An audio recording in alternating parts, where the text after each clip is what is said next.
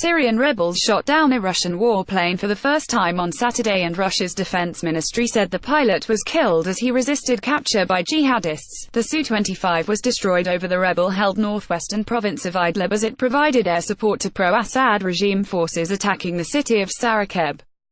Video footage showed the Russian jet maneuvering over Idlib and then a parachute emerging after it was hit. The pilot had enough time to announce he had ejected into the zone, under the control of al-Nusra front fighters, the Russian Defense Ministry said, referring to a jihadist group linked to al-Qaeda. The pilot was killed in fighting against terrorists. The Syrian Observatory for Human Rights (SOHR) also said the pilot was killed as he resisted being taken captive. But several opposition activists claimed he was already dead by the time rebel fighters reached him, and he appeared to have died during ejection. A photograph circulated by rebel groups showed a bloodied corpse wearing a white uniform. The pilot was not officially identified, but a Russian letter reportedly found on his body recommended that a Major Roman Filipov Nikolaevich be awarded for his role during the Syrian campaign. Hayat Tahrir al-Sham, HTS, a powerful jihadist-dominated alliance, said, on an affiliated media channel, it had shot down the plane but made no mention of the pilot. We were able to bring down the Russian warplane with a shoulder-fired missile above Saraqeb in Idlib this afternoon, said Mahmoud al-Turkmani, who, according to the statement, heads HTS's Air Defense Brigade. The wing of a downed Sukhoi 25 fighter jet in Syria's northwest province of Idlib. Credit AFP. He said the attack was in retaliation for a ferocious bombing campaign by Russian warplanes over Idlib.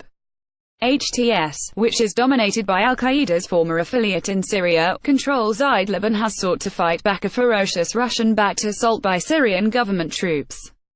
Rebels have successfully shot down Syrian regime jets in the past, but Saturday marked the first time that a Russian warplane was brought down by opposition ground fire. In August 2016, a Russian military helicopter was shot down over Syria and all 5 people on board were killed.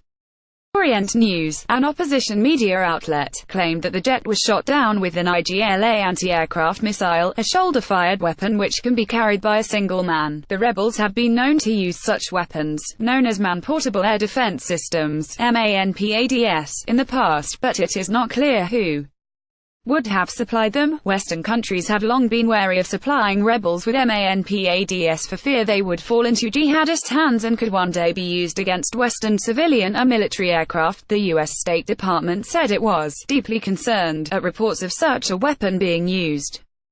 Spokeswoman Heather Nauert told AFP the solution is a return to United Nations-led talks in Geneva and for Russia to live up to its commitments in that regards. Video released purports to show the wreckage of a Russian jet in Idlib. Credit image grabbed from video tweeted by Michael A.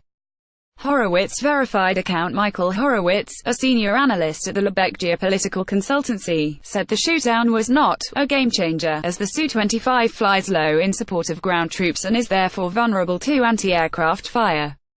On the tactical level, it could change things because the Russians are probably not going to use the Su-25 as much. But on the strategic level, one don't think it's going to change anything in terms of military balance even in this specific area. The offensive will probably continue and pro-regime forces will probably be able to continue to advance on Saraqeb, he said. Russia has been fighting in Syria since September 2015 and its intervention has decisively swung the tides of war in favor of the Assad regime. The regime has also benefited from support by Iran and its proxy, the Lebanese militant group Hezbollah.